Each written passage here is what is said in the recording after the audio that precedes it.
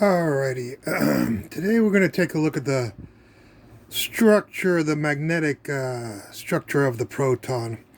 Let's get into this because we've got a lot of stuff to do here. Let's create a proton today using a positron, an electron, and another positron. We'll have this positron spin go this way. So this is the front and this is the back. According to that, of course, because it's positive, the magnetic field due to this spinning positron will be up. The spin will be also up. And the charge of this, of course, will be one electron positive. Here's our electron here. If it spins this way, its magnetic field will be up, its spin will be down, and its charge, of course, will be negative, the charge on the electron. And here we'll have another positron just like here, and we'll get the same results as this. If we create the proton this way, notice that the magnetic effects due to these three spinning particles will have essentially be caused by a charge of three times the charge on the electron. The spin, of course, will be up, and down will be a half, again, h bar, and the charge will be positive, negative, positive, which is a positive charge on a proton right there, okay? All right, we're going to calculate the magnetic moment of a proton. That's going to be the charge times the angular momentum divided by 2 and times the mass. So we'll have the charge causing the magnetic moment is going to be a positive 3. The angular, so you'll have 3 times the charge on the electron. The angular momentum, of course, will be h bar. We'll get the 2 here, and then the mass of the proton. Of course, this is the nuclear magneton right here.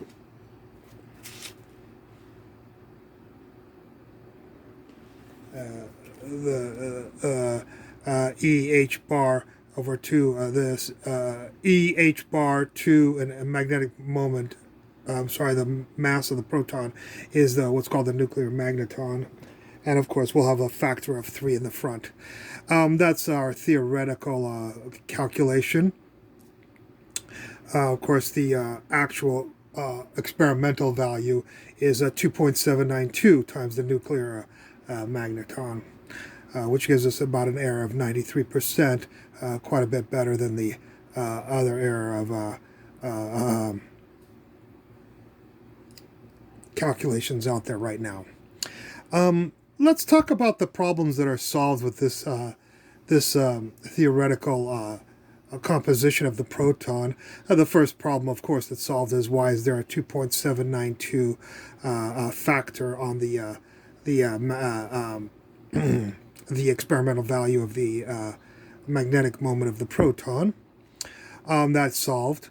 Of course, not perfectly. This is just an extremely simple calculation, but again, a 93% error is not too bad for a first order calculation like this. I'll leave it up to others to go deeper into the dynamics of the that are possible with this structure. Another thing that's solved is the silly quarks. I know I used to be a quark worshiper. You just get tired. We can't get quarks. There's fractional charges. There's fractional baryon numbers. There's the omega minus particle that has a spin of three halves that breaks the rule of the Pauli exclusion principle. But oh no, let's add now color. And so we have one lie, quarks, and then another lie on top of that. With lies, things get confusing and nothing is solved ever. So you got the omega minus particle. You can look that up. Has a spin of 3/2 that people had to make up stuff on it. This composition solves a great problem with the cosmologically speaking, and that is the antimatter problem.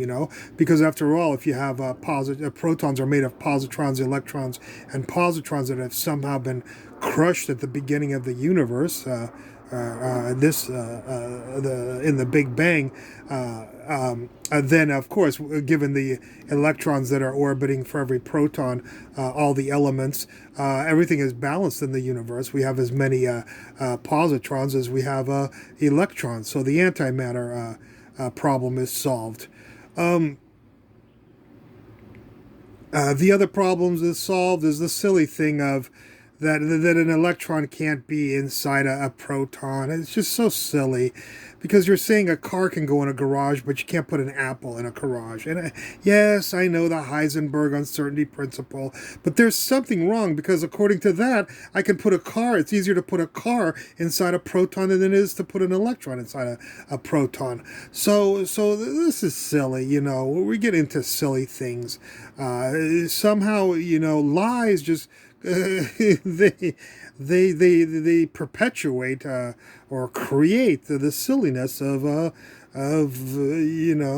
the border of religious beliefs.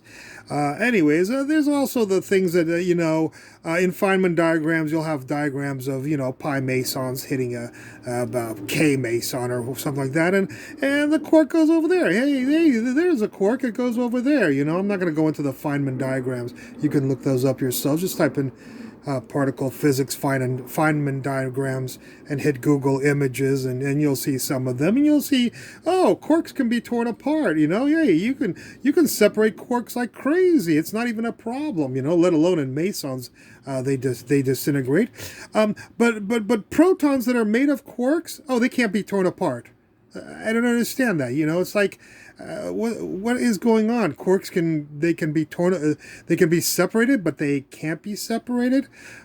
So this structure is simple, but it's not too simple, as someone once said. That physics should be simple, but not too simple. Anyways, I hope you enjoyed this lecture, and I look forward to any comments at the bottom. Thank you for watching.